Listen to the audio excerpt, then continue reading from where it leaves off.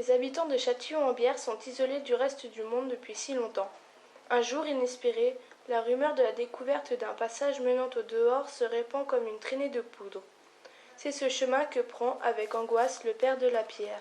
Enfin, le secret lui serait révélé, le secret de la bière au bout du sentier.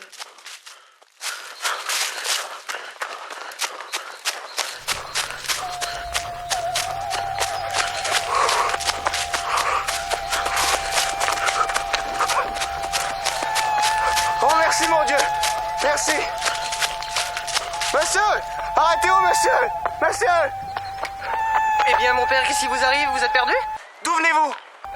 De Saint-Bernard-sous-Bois, pourquoi? Et vous venez d'où? Enfin, nous voilà libérés de cette malédiction. Je viens de Châtillon-en-Bière. Nous étions prisonniers depuis plusieurs années. Attendez, de Châtillon en quoi? Vous êtes sûr que c'est dans la région? Mais oui bien sûr, vous n'êtes pas d'ici. C'est pas possible. J'habite ici depuis que je suis né, je sais ce que je dis, bon sang. Mais moi aussi. C'est le village où j'ai transmis la parole de Dieu toute ma vie. Vous divaguez mon père, vous savez bien que derrière... Mais vous ne me croyez pas. Suivez-moi. Mais mon père, enfin! Taisez-vous et suivez-moi. Mais dans quoi est-ce que je me suis encore embarqué? Ça n'arrive qu'à moi ces choses-là. Quand je pense aux autres, et ils vont être si heureux de voir que le passage fonctionne.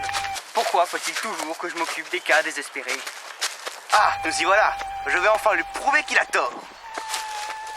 Alors, qui avait raison? Mais, c'est pas possible. J'ai quitté cet endroit il y a seulement quelques heures. C'est impossible. Non. Mon église et ma boulangerie, elle était juste là. Mais qu'est-ce qui se passe? Mais non, c'était là. Non. Vous êtes à l'accueil de l'hôpital psychiatrique. Veuillez patienter. Mais cela pourrait également se passer de cette manière.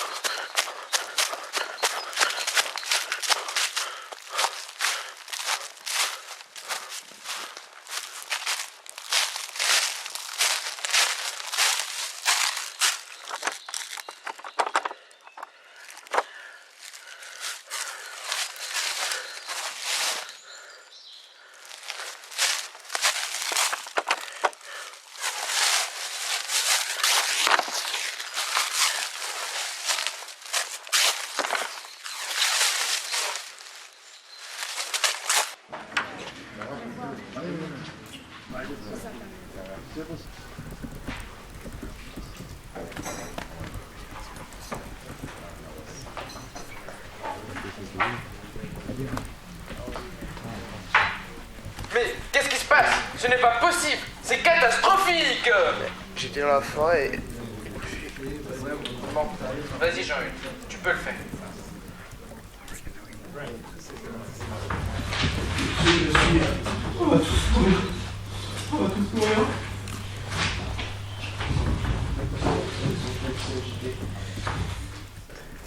Seigneur,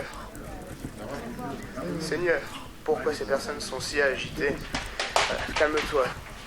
Non mais, sérieusement, obtenir une asténosphère à partir d'une ionosphère à un rang de 0,01 mm et en plus changer la traction orbitale, c'était vraiment une folie. Vous avez dit que le projet Prometheus fonctionnerait à merveille. Qu'avez-vous fait, mes fils? Vous êtes fous. Vous dites que notre projet est foutu. C'était vos calculs qui étaient fous. Faux. Bande d'incapables. Bande d'incapables. Vous-même, je vous avais prévenu. Je vous avais bien dit que seule la loi de Valentine permettait de faire des sphères parfaites. Et en plus, il ne fallait pas oublier le diamètre des sphères IO 502. Non mais écoutez-moi. Plus de 5 milliards de personnes allaient mourir. Nous étions trop nombreux. L'idée de créer des mini-planètes était parfaite. Et voilà que l'une fait du rentre-dedans à l'autre. Ce sont devenus des aimants. Alors maintenant, trouvez-nous une solution. Alors bon, je vais d'après mes calculs, si je prends ce théorème ah non, ça va pas aller, ça va pas. Si je prends delta t égale racine, non, ça non plus. En fonction, on va faire delta epsilon t sur rubidium en delta t égale racine de x plus 5.